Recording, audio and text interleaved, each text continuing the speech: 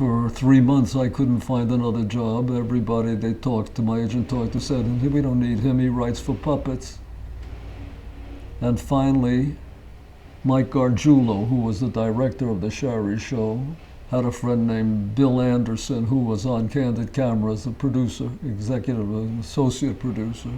Bob Shanks was the producer.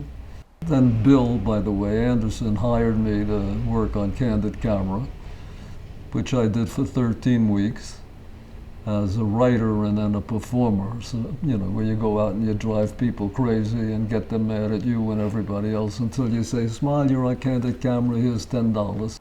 I remember the ones I was in. And the first one I was at a car parking building, and the particular victim came in, we gave her a ticket, and about 10.5 hours later, she came back with the ticket, and Jim Desmond would say to me, go get the car.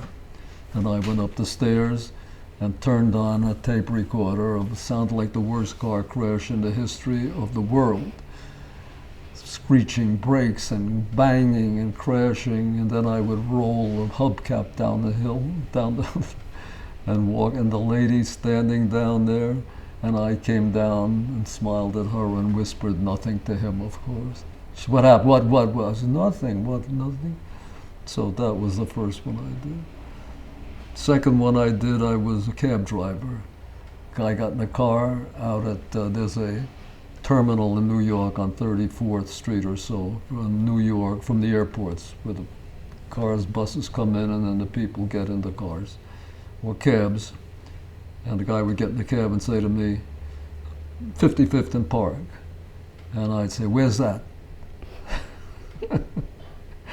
He said, you don't know? I said, do you know? He said, yeah. I said, yeah, you drive. So there was a whole bunch of those. Alan Funt was not a pleasure to work with, I must say. He was a tough guy, very hard to work with. He and I got along nicely because I told him right away when I saw what was going on. I said, Alan, I don't want you to feel obligated to this contract.